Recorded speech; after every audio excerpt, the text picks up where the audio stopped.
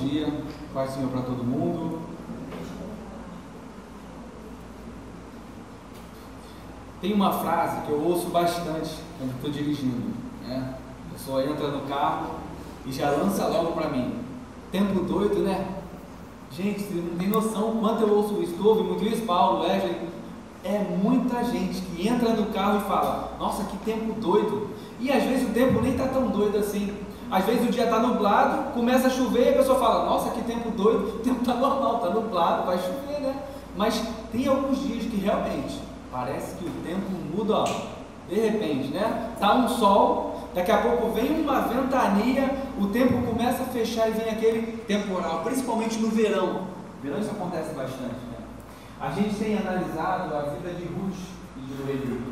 Eu quero convidar vocês a abrir a Bíblia no capítulo 2 de Ruth, e a gente vai ver que o tempo na vida de Ruth e Noemi está bem nublado. As coisas estão bem obscuras. Uma grande tempestade se levantou na vida delas, um grande temporal. Eu quero olhar com vocês para o capítulo 2 de Ruth, para a gente ver como o tempo realmente é doido. Ruth, capítulo 2. A princípio nós não vamos ler o texto todo direto, a gente vai lendo e vai comentando. Então, se você abriu a sua Bíblia em Ruth, capítulo 2, curva a sua cabeça, feche seus olhos, para a gente poder orar. Senhor Deus, obrigado por essa manhã, obrigado por mais uma oportunidade, Deus, de falar acerca da Tua Palavra. O meu desejo nessa manhã é que Tu possa abençoar essa mensagem, e que assim como Tu falou ao meu coração acerca da minha vida, que Tu possa também, ó Deus, falar ao coração dos meus irmãos acerca da vida deles. Que todos nós possamos sair daqui esta manhã, mais uma vez edificados pelo poder da Tua Palavra, Senhor. Abençoe essa mensagem, abençoe os ouvintes, e que tudo seja feito para a Tua glória, Senhor. Em nome de Cristo, amém. Se você tem vindo há alguns domingos atrás, você pegou a primeira pregação que eu fiz em Ruth, capítulo 1, e a segunda também. Ruth, capítulo 1, vai nos mostrar a história de uma família que sai de Israel, sai de Betel, a casa do pão, e parte para Moabe, parte para os campos de Moabe. Por que eles fazem isso? Porque uma fome estava chegando até Betel, não havia pão lá. Então eles decidem partir de Betel para Moabe. Só que quando eles chegam lá, eles começam a viver a vida entre os moabitas. Esse povo de Israel, essa família de Israel, vai viver entre os moabitas. Mas as coisas começam a sair de forma não planejada. Elimeleque, que é o pai e o chefe da família, morre.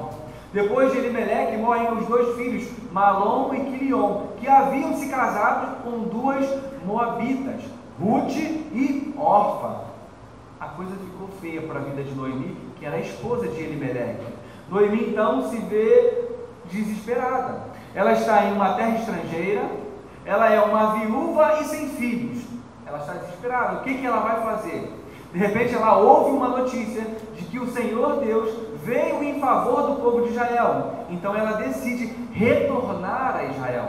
Então Noemi agora vai desejar voltar para a casa de Israel, para a casa do pão, Betel. Só que as suas duas noras a princípio desejam ir com ela. Ruth e Orfa a princípio dizem: olha Noemi, a gente vai voltar com você para Israel. Noemi tenta mostrar para elas que elas não deveriam fazer aquilo. Noemi tenta mostrar para elas que essa não era a opção mais sábia. Não era tão inteligente voltar com ela para Israel. Orfa se deixa levar pelo argumento de Noemi e fica em Moabe.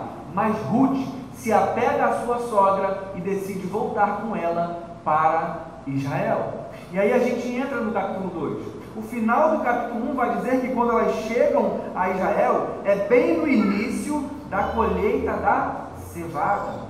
E o capítulo 2 começa dizendo para a gente: Noemi tinha um parente por parte do marido. Era um homem rico e influente, que pertencia ao clã de Elimeleque e chamava-se Boaz. O texto começa dizendo para a gente acerca desse homem chamado Elimeleque. esse homem chamado Boaz, que é parente de Elimeleque, ele pertence ao clã. E é extremamente importante que a gente grave o que o texto começa dizendo, que ele é rico e ele é influente. É um detalhe que a gente não pode deixar passar despercebido. Mas você já gravou. Noemi volta, ela tem esse parente, a princípio eles não se encontram, mas ela sabe que existe esse parente, né? Boaz. Versículo 2 vai dizer pra gente: Ruth, a Moabita, disse a Noemi: vou recolher espigas no campo daquele que me permitir. Vá, minha filha, respondeu-lhe Noemi. Ruth olha para a sua situação, olha para a situação de sua sogra e diz: olha, não tem muito o que comer aqui para a gente. Somos duas viúvas sem qualquer auxílio. Eu vou trabalhar. Eu vou para os campos para poder conseguir alimento para nós duas. Eu vou trabalhar. É interessante que Ruth se dispõe a ir aos campos fazer esse trabalho. Mas que tipo de trabalho é esse que Ruth deseja fazer? Quando a gente olha para o Antigo Testamento, para a lei que Deus deu para o seu povo, em Levíticos capítulo 19, havia uma recomendação para o povo de Israel. Quando estivessem sendo feitas as colheitas do povo, eles não deviam colher tudo e depois voltar para ver se nada ficou. Não. A lei vai dizer para a gente que eles deviam passar e colher. Mas se algo ficou para trás, eles não poderiam voltar para pegar. Eles tinham que deixar lá para que os pobres, para que os órfãos, para que as viúvas, para que aqueles que não têm condições possam vir aos campos e pegar o que ficou para trás. Então, Ruth de alguma forma sabe disso e ela decide: olha, eu vou trabalhar, eu vou aos campos e eu vou ver o que tem lá para a gente. Essa atitude de Ruth aparentemente pode parecer algo simples, né? Estamos acostumados a ver mulheres se dedicando ao trabalho. Tem mulheres que são guerreiras, mulheres que acordam cedo e vão trabalhar. Só que o caso de Ruth é diferente. Primeiro porque Ruth é uma moabita e ela está em Israel. Quem veio nas outras pregações pôde ouvir que os moabitas não eram muito bem vistos em Israel. Por quê? Porque na história de Israel, os moabitas não foram tão amigos assim do povo de Deus. Os moabitas não ajudaram os israelitas quando eles estavam em dificuldades. Além de uma série de outras coisas. Por exemplo, Balaque contratou Balaão para amaldiçoar o povo de Israel. E Balaque era rei dos moabitas. Percebe? Há uma inimizade entre os moabitas e os israelitas. E Ruth é moabita. Mas ainda assim, ela cria coragem e decide ir aos campos atrás de trabalho. Então, o primeiro ponto é: a decisão dela é uma decisão corajosa. Por quê? Ela é moabita e está em Israel. E o segundo ponto é: ela é uma mulher viúva. Não tem nenhum homem para protegê-la. Vocês lembram que eu expliquei para vocês que Ruth está inserida no contexto do livro de Juízes? E no livro de Juízes, a Bíblia vai dizer para a gente que cada um fazia o que bem desejava. Vocês ouviram, a maioria de vocês aqui, quando eu preguei sobre Juízes 19, como eles mataram e violentaram aquela mulher do levita. Uma tragédia, algo terrível. Nada garantiria a segurança de Ruth nos campos. Nada garantiria que Ruth, ao sair de casa para trabalhar, voltaria intacta. Não tem segurança nenhuma para ela. É uma moabita, é uma estrangeira, está indo para um campo onde existem homens que podem fazer qualquer tipo de crueldade, mas ainda assim, Ruth decide dizer para sua sogra: vou trabalhar. Deixe-me ir, porque eu vou correr atrás daquilo que nós precisamos. É uma atitude de fé de Ruth. A moabita, que antes tinha os seus deuses e seus ídolos, agora ela se entregou totalmente aos cuidados do Deus de Israel, e ela já está demonstrando fé, ela já está demonstrando confiança de que ela vai sair para trabalhar, e ela vai ser abençoada. Ela diz: olha, eu vou trabalhar, vou recolher espigas no campo daquele que me permitir. A primeira qualidade que a gente já percebe aqui no nosso texto é que Ruth é uma mulher corajosa e dá um passo de fé. Ruth não fica como Noemi. Noemi não esboça nenhuma reação no sentido de ajudá-la. Noemi simplesmente ouve Ruth falar, vou trabalhar, e ao invés dela falar, eu vou contigo, não, pode ir, meu filho, vai lá. Noemi, muito provavelmente, não era tão velha que não pudesse fazer nada. Ela podia ajudar de alguma forma, mas parece que a amargura do coração dela ainda estava incapacitando-a de trabalhar. Ela ainda estava paralisada, porque ela dizia que a mão do Todo-Poderoso estava contra ela. E se a mão do Todo-Poderoso estava contra ela, então ela vai ficar em casa. Meus irmãos, muitas pessoas se afundam mais e mais em depressão, em pensamentos ruins, em pensamentos suicidas, porque elas não se movimentam. O sofrimento vem à vida dessas pessoas e ao invés delas agirem para que algo mude, elas ficam paradas. Um dos sinais de que uma pessoa está depressiva é o profundo desejo de não sair de casa de jeito nenhum e pior, de só ficar deitado e dormir. É um dos desejos. Vocês lembram, por exemplo, do profeta Elias? Quando ele está com um certo grau de depressão, como alguns teólogos vão tentar mostrar para a gente, ele só quer dormir. Ele come, dorme, come e dorme. Ele não quer agir, ele não quer se mover. Parece que esse é o caso aqui de Noemi. Ela está ainda amargurada por causa da dor e do sofrimento que ela tem enfrentado. Mas Ruth, quando olha para a situação, diz, não, eu vou correr atrás, eu vou lutar por nós duas. Detalhe é que Ruth aqui, ela não fica ressentida com Deus, nem com Noemi. Ruth, no capítulo 1, vai fazer uma declaração incrível, dizendo, olha Noemi, o teu Deus agora é o meu Deus. Não sou mais uma idólatra, agora eu faço parte do povo da aliança, agora eu sirvo ao Deus de Israel. Quando ela chega em Israel, ela tem que trabalhar. Talvez na mente de algumas outras pessoas pudesse vir algum pensamento do tipo, nossa, olha só, eu larguei meus deuses, larguei minha família, larguei a possibilidade de encontrar um bom marido em Moabe, e agora estou aqui em Israel e ainda tenho que me esforçar para trabalhar. Que Deus é esse? Ela podia pensar isso. E pior, ela podia pensar, eu fiz uma declaração de amor incrível por Noemi, eu me declarei, eu falei com ela, olha, onde você ficar, eu vou, onde você ir, eu vou, onde você morrer, eu vou morrer também. Eu fiz uma declaração linda, e agora eu falo que vou trabalhar, e ela não esboça nenhuma reação para me ajudar. Ela podia pensar nisso, mas aparentemente ela não pensa nisso. A bondade que há no coração de Ruth para com Noemi vai além dessas barreiras. Ruth não olha para Noemi e fala, vou trabalhar, não vai me ajudar não? Então também não vou. Não tem esse ressentimento, não tem isso. É um amor que se doa, é um amor que faz as coisas sem procurar receber nada em troca. É um amor autêntico, verdadeiro, sem interesses, como Paulo diz em 1 Coríntios. Ruth está olhando para a situação e está dizendo, eu vou trabalhar. Meus irmãos, nós precisamos desse amor. Esse tipo de amor que Ruth tem demonstrado para com Noemi e também para com Deus, é o amor que eu e você precisamos praticar uns com os outros. Um amor desinteressado. Mas o fato do amor ser desinteressado não quer dizer que ele não possa ser recompensado. Olha comigo, versículo 3. Então ela foi e começou a recolher espigas atrás dos ceifeiros. Olha que palavra estranha agora.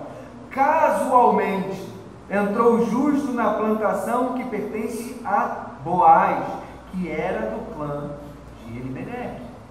Casualmente? Existe o acaso? Será? Casualmente para o autor, casualmente para Ruth, mas não para Deus. Não é por acaso que ela vai ser direcionada justamente para o campo de Boaz. Não é por acaso. Mas perceba uma coisa, Deus está guiando. Nós cremos nisso. Vocês creem nisso? Que Deus é soberano e controla a história e está controlando até mesmo os passos de Ruth em direção ao campo de Boaz. Todo mundo crê nisso? Amém? Mas perceba que não há no texto nenhum sinal de um anjo falando, Paulo. Não tem nenhuma visão orientando, olha, Ruth, vai para aquele campo ali. Não tem visão, não tem anjo, não tem nenhum profeta. simplesmente a vida está seguindo o seu rumo. Ela está olhando para o lugar e talvez tenha pensado, vou para aquele lugar, mas ainda assim, Deus está controlando a história. Meus irmãos, nossas vidas são controladas e guiadas por Deus, ainda que não venha um profeta falar o que devemos fazer, ainda que não tenhamos um sonho como José teve, mandando sair de Israel e ir para o Egito, para que Jesus não fosse morto. Não tem ninguém mostrando nenhum caminho para a gente. Estamos seguindo o nosso próprio rumo, mas ainda assim estamos dentro do plano e do propósito de Deus. E isso nos leva a refletir que algumas coisas que acontecem em nossas vidas não podem ser recebidas com murmuração. Sabe uma coisa que eu tenho tentado e me esforçado para viver? É essa confiança na soberania de Deus. Quando eu estou dirigindo, quando eu estou trabalhando como Uber, o que às vezes acontece? Eu chego para buscar um passageiro e tem um limite de espera de 5 minutos. Se o passageiro começa a atrasar 4, eu já fico impaciente. Eu tenho tentado me esforçar para colocar na minha cabeça que a demora dele não é simplesmente a demora dele. Quem me garante que se eu sair, na hora que eu chegar, ele já estiver pronto e eu sair, quem garante que eu não vou sofrer um acidente? Quem garante que eu não vou sofrer um assalto com um sinal? Quem me garante que algo ruim não pode me acontecer? Quem me garante que os 4 minutos que eu estou esperando essa pessoa não é justamente os 4 minutos que vão me livrar de algo ruim? Colocar isso na nossa mente vai nos trazer um pouco mais de contentamento, um pouco mais de calma, um pouco mais de confiança na soberania de Deus. Deus está guiando nossas histórias. Deus está guiando os nossos passos. As decisões que você tem tomado, por mais que pareçam que são absurdas, por mais que pareçam que são erradas, não escapam de maneira nenhuma do controle de Deus. Há na teologia essa coisa que chamamos de a soberania de Deus e a responsabilidade do homem. A responsabilidade de Ruth é olhar para sua sogra e dizer, vou trabalhar. E a soberania de Deus é colocá-la no campo certo, na hora certa, no dia certo, no lugar certo. Nossas vidas é assim, meus irmãos. Nossas vidas são guiadas por Deus. E mais uma vez, Deus está guiando a história de Ruth e de Noemi. Olha agora aqui, algo casual, que parece que aconteceu por acaso. Versículo 4. Naquele exato momento, olha como o texto dá a entender que as coisas estão se encaixando, se conectando. Olha, casualmente ele entrou na propriedade de Boaz. E naquele exato momento, Boaz chegou de Belém e saudou os ceifeiros, dizendo, o Senhor esteja com vocês. Eles responderam, o Senhor o abençoe. Olha que fato interessante. Naquele exato momento, quem chega? Boaz. E perceba que Boaz é um homem de Deus. Alguns teólogos argumentam que geralmente as primeiras palavras que saem da boca de um homem quando a gente vê na Bíblia vão dizer muito a respeito de quem ele é. Boaz chega no seu trabalho, no seu campo, e chega saudando os seus trabalhadores. Boaz não é como muitos cristãos de nosso tempo, que dizem, olha, eu sou cristão, mas Deus fica do lado de fora do meu trabalho. Olha, eu sou cristão, mas na faculdade, quando eu entro na porta da faculdade para dentro, eu não sou mais cristão não, aí eu sou neutro, eu sou imparcial. Boaz não. Boaz é crente, homem de Deus, é um homem rico, influente e piedoso. Grava essas informações. Boaz não é um ímpio. No contexto do livro de Juízes, seria muito normal que Boaz fosse um homem mau. Seria muito normal que ele não fosse um homem piedoso, mas ele é piedoso. Ele chega e cumprimenta os seus trabalhadores, e os trabalhadores respondem. Verso 5. Boaz perguntou ao chefe, ao capataz dos ceifeiros, a quem pertence aquela moça? O capataz respondeu, é uma moabita que voltou de Moabe com Noemi. Ela me pediu que deixasse recolher e juntar espigas entre os feixes após os ceifeiros. Ela chegou cedo e está em pé até agora, só sentou-se um pouco no abrigo. Ou seja, Boaz chega e ele percebe que tem alguém diferente na sua plantação. Ele olha para Ruth e fala: quem é aquela moça? Então os homens contam um pouco da história daquela mulher e diz: olha, a Ruth chegou aqui, começou a trabalhar aí, só parou agora um pouquinho para descansar, mas ela está se dedicando muito. Boaz aqui vai olhar para a vida dessa mulher, ele não vai medir esforços para abençoá-la. Mas olha que detalhe interessante, ele é rico, ele é influente, ele é um homem piedoso. 3 características que parecem não combinar muito com os ricos e poderosos que nós conhecemos. Lembra de Jesus dizendo que aos ricos é muito difícil que sejam salvos? É muito difícil, meus irmãos, encontrar alguém rico e piedoso. Porque o rico, ele pensa que não depende de Deus para nada. O rico tem um Deus, e o Deus dele é o dinheiro, e o dinheiro é aquele que supre todas as necessidades que ele tem. Para que ele vai precisar de Deus? É assim que muitos pensam, e é assim que muitos agem. Por isso Jesus fala: é muito difícil que um rico se salve, é muito difícil, mas para Deus nada é impossível. Boaz aqui é um exemplo de alguém que tem poder, tem influência, tem dinheiro, e ainda assim é piedoso. Ele olha para Ruth, pergunta aos ceifeiros, os ceifeiros respondem, e olha agora a reação dele. Versículo de número 8. Disse então Boaz a Ruth: ouça bem, minha filha, não vá colher noutra lavoura, nem se afaste daqui, fique com minhas servas, preste atenção onde os homens estão ceifando, e vá atrás das moças que vão colher. Darei ordem aos rapazes para que não toquem em você. Quando tiver sede, beba da água dos potes que os rapazes encheram. Ruth havia sido extremamente bondosa com sua sogra, e agora Boaz vai ser extremamente bondoso com Ruth. Só que há um detalhe: Ruth é bondosa com sua sogra mesmo não tendo nada, e Boaz é bondoso com Ruth mesmo possuindo tudo. Boaz tem condições financeiras de ajudar Ruth. Ruth não tem condições financeiras de ajudar Noemi, mas há aqui um ciclo de bondade. Meus irmãos, nada nos impede de sermos bondosos uns com os outros. Talvez você não tenha condições financeiras de ser bondoso financeiramente com alguém, mas certamente você pode ser bondoso de uma outra forma. Você pode dar palavras bondosas que encorajam. Você pode ter atitudes bondosas que vão dar ânimo. Você pode agir de forma bondosa com os outros, mesmo que não seja financeiramente. Precisamos aprender essa lição. Nem sempre é questão financeira que vai alegrar o coração da outra pessoa. Nem sempre é receber um dinheiro, às vezes é uma palavra de ânimo. Às vezes é uma palavra de consolo. Às vezes é um: como você está? Estou aqui para te ouvir. Que vai trazer alegria ao coração do outro. A bondade também encoraja. A bondade também traz ânimo ao coração do outro. Boaz está sendo bondoso com ela, e Boaz está, não apenas isso, ele está se preocupando com ela. Boaz está falando: olha, minha filha, não vai para nenhum outro campo, fica só aqui, porque talvez em outro campo eles possam, fazer algum tipo de maldade com você.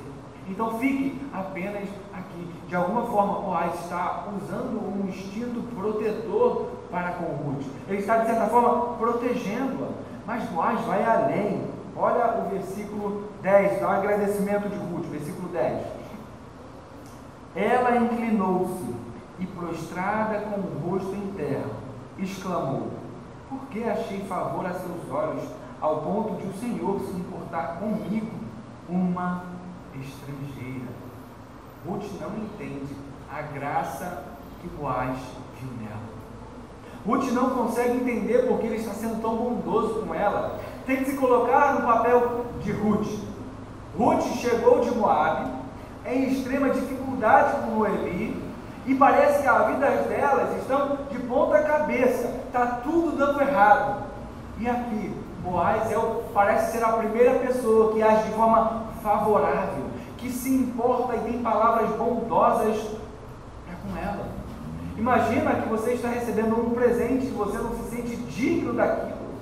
só tem tristeza, só tem sofrimento, só tem agonia na tua vida. De repente vem alguém te dá um alívio, vem alguém e te abençoa de uma forma inesperada. É a situação de Ruth. Ela não consegue entender, ela não consegue compreender, mas grava esse lema, grava esse tema da bondade. A gente vai voltar nele no final do texto, versículo 11. Boaz respondeu: contaram-me tudo que você tem feito por sua sogra depois que você perdeu o seu marido. Como deixou seu pai, sua mãe e sua terra natal para viver com um povo que você não conhecia bem. O Senhor lhe retribua o que você tem feito, que seja ricamente recompensada pelo Senhor, o Deus de Israel, sob cujas asas você veio buscar refúgio. Boaz é rico, é influente, é piedoso e sabe reconhecer boas ações dos outros. Tem muita gente, meus irmãos, que não sabe reconhecer as boas atitudes de outras pessoas. Só reconhece as próprias boas ações, mas dos outros, não. Sempre encontra um defeito, sempre encontra um erro. A pessoa está orando, é uma boa atitude, é uma boa ação, ela está trabalhando na igreja, ela está se dedicando na obra, é uma boa ação, mas o arrogante não consegue enxergar as boas ações dos outros. Os olhos do arrogante são aguçados para enxergar os erros, mas para enxergar a dedicação, o esforço, o empenho do trabalho do outro, aí fica mais difícil. Aí não tem jeito. Boaz consegue detectar que Ruth mudou-se de lugar, abandonou o pai e mãe e agora vem buscar refúgio no Deus de Israel. Ele consegue dizer: Ruth, o que você fez, ninguém faz. O que você fez, nossa, que coisa abençoada. Nossa, eu desejaria que houvessem outras mulheres como você. Esse parece ser o sentimento de Boaz. E esse precisa ser o nosso sentimento, de olhar os outros fazendo algo bom e não ficar com raiva, não ficar com inveja, mas orar a Deus: Senhor, multiplique pessoas assim na igreja. Vocês lembram de Moisés? Quando outros homens estavam profetizando, Moisés não estava vendo, alguns abençoados chegam para Moisés e falam: Moisés, fulano de tal lá, não estava aqui na assembleia, estão profetizando lá. Quer que repreenda eles? Moisés fala: meu Deus, queria eu que todos vocês fossem profetas, queria eu que todos vocês profetizassem, queria eu que todos vocês fossem uma bênção. Esse é o sentimento que deve brotar no nosso coração ao ver algum irmão trabalhando bem, fazendo boas obras, tendo boas atitudes, se portando bem no meio do povo de Deus. Boaz enxerga as qualidades de Ruth. Você é alguém que tem dificuldade para enxergar a qualidade na vida do outro? Você é mais propenso a enxergar os erros ou os acertos? Seus olhos são mais aguçados para enxergar aquilo que a pessoa faz de bom ou aquilo que a pessoa faz de ruim? Pense sobre isso. E olhe o que a reação de Boaz vai causar em Ruth, versículo de número 13. E disse ela: continue eu a ser bem acolhida, meu Senhor. Olha agora. O Senhor me deu ânimo e encorajou sua serva, e eu que sequer sou uma de suas servas. As palavras amáveis de Boaz deram ânimo a Ruth, encorajaram Ruth. Meus irmãos, ser reconhecido por seu trabalho também traz ânimo, também traz alegria ao coração quando alguém chega para você e fala: meu irmão, continue firme, continue se dedicando à obra do Senhor, continue se empenhando no trabalho de Deus. Isso dá ânimo, isso fortalece, isso encoraja a vida do outro. O meu convite para você essa manhã é que você seja um Boaz na vida de alguém. Alguém que vai dizer: olha, meu irmão, eu tenho visto o seu esforço, tá? Eu tenho visto a sua dedicação. Que Deus te abençoe, te fortaleça e continue te abençoando para que você continue trabalhando bem. Dê ânimo a alguém, encoraje alguém, seja alguém que vai chegar para uma pessoa e vai fortalecê-la. Meus irmãos, eu sei que é perigoso quando somos demasiadamente fugiu a palavra. Não. Bajulados. Tá bom, essa não era a palavra que eu queria, mas vamos lá. é perigoso. O orgulho pode tomar conta do nosso coração. É perigoso. Mas também a gente não pode cair no outro extremo de nunca poder dizer que a pessoa agiu bem, de nunca elogiar. Só porque o elogio pode fazer mal, a gente não pode elogiar de maneira nenhuma. Muito mel faz mal, mas também não vai dar mel nenhum. Elogie. E você que é elogiado, pondere em seu coração que é pela graça. É a graça de Deus que te faz agir bem. Então, a gente precisa se portar dessa forma. Existem alguns Boazes aqui e existem algumas Rutes que você exerce o seu papel. Se você é Boaz e está percebendo que alguém tem se dedicado, encoraje, abençoe, elogie. E se você é Ruth e está se dedicando e alguém te elogia, receba com gratidão, confiando que é a graça de Deus que está te permitindo agir assim. Ruth e Boaz estão aqui nos mostrando como eu e você devemos agir. Ela está feliz, ela está agraciada, mas perceba que a bondade de Boaz vai além do que Ruth pode imaginar. Versículo 14. Na hora da refeição, Boaz lhe disse: venha cá, pegue um pedaço de pão e molhe-o no vinagre. Quando ela se sentou junto aos ceifeiros, Boaz lhe ofereceu grãos tostados. Ela comeu até ficar satisfeita e ainda sobrou. Quando ela se levantou para recolher espigas, Boaz deu essas ordens aos seus servos: mesmo que ela recolha entre os feixes, não a repreenda. Ao contrário, quando estiverem colhendo, tirem para ela algumas espigas dos feixes e deixem-nas cair, para que ela as recolha, e não a impeçam. A bondade de Boaz é uma bondade que extrapola. Lembra do que eu falei de Levíticos capítulo 19? O texto lá diz que você pode escolher, e o que ficar para trás, ficou. Boaz está agindo além do que a lei requer dele. Muitos homens poderiam inventar desculpas aqui para não deixar sobrar nada para os necessitados, para os pobres, mas Boaz não. Ele está indo além daquilo que Deus requer dele. Boaz aqui me lembra um pouco da história de Zaqueu. Zaqueu, vocês lembram? Era um publicano que roubava os outros, ou seja, quando ele ia cobrar os impostos, ele cobrava a mais, né? A lei dizia que quando houvesse um roubo desse tipo, a pessoa deveria devolver o que foi roubado e acrescentar 1/4 àquilo. Só para ficar claro, vamos supor, Glenner, eu roubei R$10 seu. O que eu preciso fazer? Devolvo os R$10 do Glenner e devolvo 1/4 disso. O que é 1/4 disso?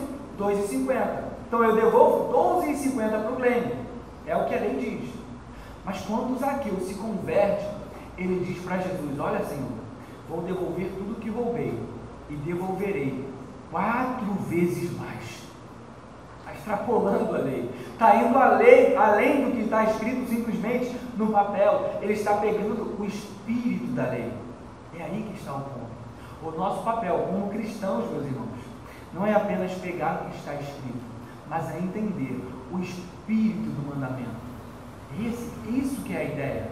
Seja bondoso, não porque simplesmente está dizendo na palavra de Deus que devemos amar uns aos outros, que devemos cuidar uns dos outros, que devemos zelar pelos interesses uns dos outros. Você tem que pegar o espírito do mandamento para poder praticar na sua vida em todas as circunstâncias. Boaz aqui está pegando a lei de Levíticos e está extrapolando, está indo além. Lembra do que Jesus disse? A justiça de vocês precisa exceder a justiça dos fariseus. Sabe por quê? A justiça dos fariseus é a justiça que está só aqui, ó, só na letra.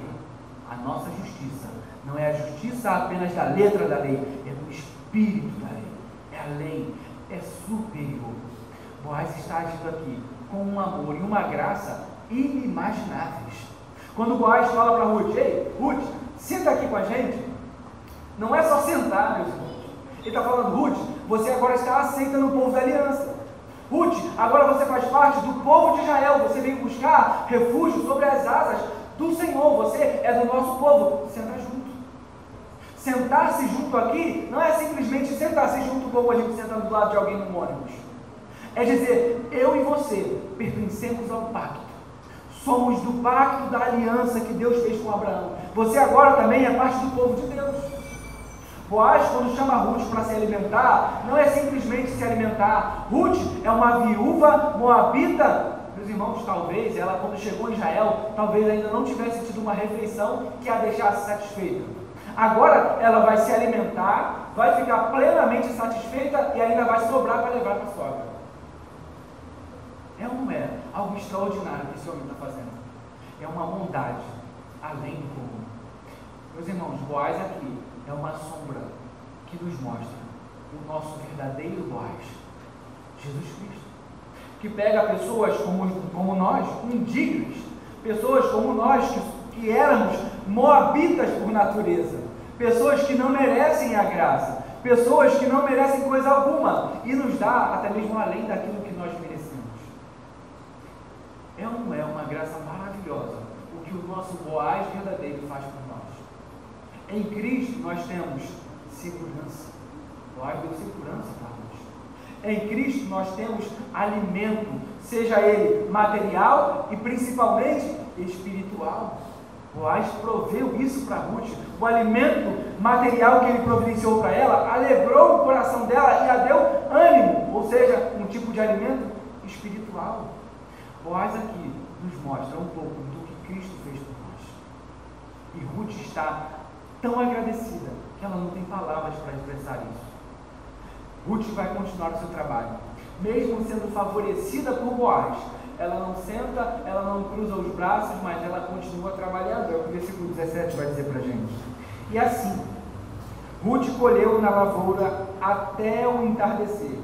Depois debulhou o que tinha juntado, quase uma arroba de cevada. Carregou-a para o povoado, e sua sogra viu quanto Ruth havia recolhido, quando ela lhe ofereceu o que havia sobrado de sua refeição. Ruth está sendo abençoada, está sendo agraciada, ela não cruza os braços, continua se dedicando e trabalhando. E a colheita dela, meus irmãos, foi algo muito grande. Para a gente ter uma ideia, essa medida aqui é como se ela tivesse colhido em um dia só um saco grande de ração de cachorro, aqueles de 13 quilos. É muita coisa. E isso vai espantar até mesmo Noemi. Olha a reação de Noemi, versículo 19. A sogra lhe perguntou: onde você colheu hoje? Onde trabalhou? Bendito seja aquele que se importou com você. Então Ruth contou à sogra com quem tinha trabalhado: o nome do homem com quem trabalhei é Boaz. E Noemi exclamou: seja ele abençoado pelo Senhor, que não deixa de se importar, não deixa de ser leal e bondoso com os vivos e com os mortos. E acrescentou: aquele homem é nosso parente, é um dos nossos resgatadores. E Ruth, a moabita, continuou: pois ele mesmo me disse também: fique com meus ceifeiros até que terminem toda a minha colheita. Então Noemi aconselhou a sua nora, Ruth: é melhor mesmo você ir com as servas dele, minha filha. Noutra lavoura poderiam molestá-la. Assim Ruth ficou com as servas de Boaz para recolher espigas até acabarem as colheitas da cevada e de trigo, e continuou morando com a sua sogra. Quando Noemi ouve e vê a quantidade de comida que ela trouxe para casa, ela fica espantada. Minha filha, como você conseguiu tudo isso? Onde você trabalhou? No campo de quem? Então ela explica: olha, de Boaz. Mas o que mais me chama a atenção nesses versos finais é a expressão de Noemi ao ver e ao ouvir o que aconteceu com Ruth. Olha de novo, versículo 20. Noemi exclamou: seja Boaz abençoado pelo Senhor, que não deixa de se importar com os vivos e com os mortos. Se a gente lesse no capítulo 1, Noemi dizendo que a mão do Senhor pesa sobre ela, jamais imaginaríamos que no capítulo 2 ela estaria dizendo que o Senhor é leal e bondoso e se importa com os vivos e com os mortos.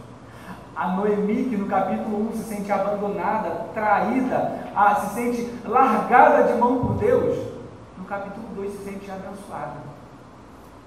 Tempo estranho, né? Do nada muda. As nuvens escuras começam a dar luz aos raios de sol. A face carrancuda de Deus começa a dar um lugar à face sorridente. Parece que as coisas estão mudando na vida de Noemi. E sabe o que mudou? E é o que mais me espanta nesse texto. O que muda a expressão de Noemi, de a mão do Senhor pesa sobre mim, para o Senhor é leal e bondoso, não é a vara de Deus. O que muda a expressão de Noemi para com Deus não é a vara, mas é a bondade. Existem momentos, meus irmãos, em que a bondade de Deus surte mais efeito do que a vara. Existem momentos em que as bênçãos de Deus têm mais poder de nos transformar do que as varas, do que o sofrimento, do que a dor e a angústia. No momento da vara de Deus, Noemi se volta contra Deus, mas quando ela vê Deus a abençoando novamente, ela se volta para Deus em gratidão. Quantos de nós, meus irmãos, já não fomos agraciados por Deus, mesmo passando por momentos de rebeldia contra Ele? Você já foi quebrado pela bondade de Deus? Eu já fui quebrado pela bondade dele. Eu já passei por situações onde a vida estava um desastre. É pecado atrás de pecado, é problema atrás de problema, é rebeldia atrás de rebeldia, e de repente vem um sinal, um gesto de bondade de Deus inimaginável. E aí a gente olha para a situação e fala: meu Deus, como tu pode? Como o Senhor pode ser bondoso comigo? Como pode haver tanta bondade para um miserável como eu? Existem momentos em nossas vidas que a bondade fala mais alto que a vara, e a bondade tem mais poder de nos trazer para Deus do que a vara. E quão gostoso é isso! Talvez você esteja aqui e você está vivendo uma vida terrível de pecado.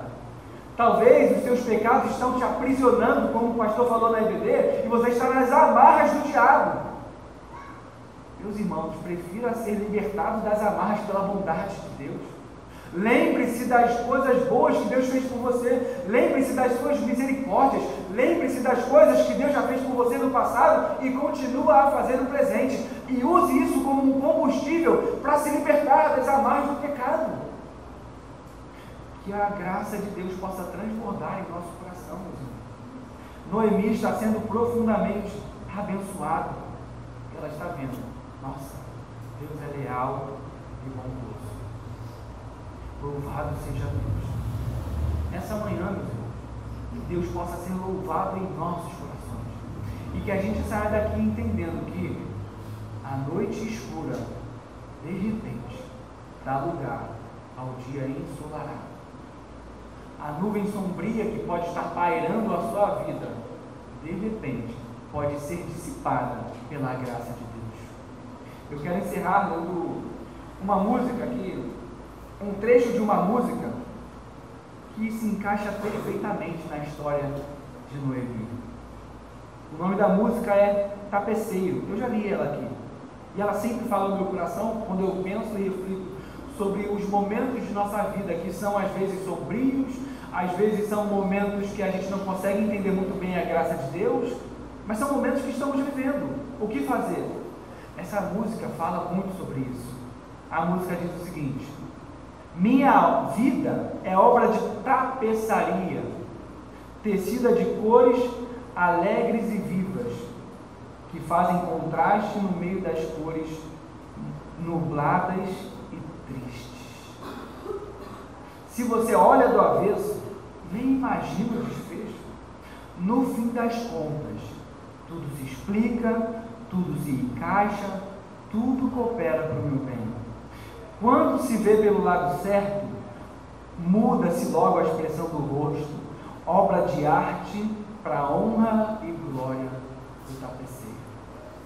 Talvez, meu irmão, a tua vida esteja sendo moldada com tecidos de cores nubladas e tristes, mas de repente Deus pode mudar e colocar cores alegres e vivas.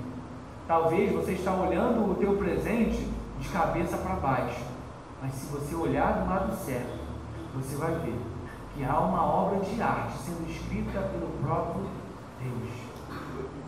Mantenha-se firme, confie na graça, confie no Deus que é leal e bondoso, com os vivos e com os mortos. Que Deus possa nos abençoar, meus irmãos.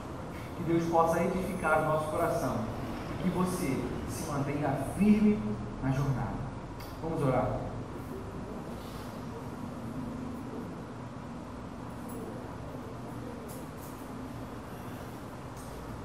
Senhor Deus, obrigado por esse texto. É um texto muito rico, Pai, e que tem muito a falar aos nossos corações, Pai.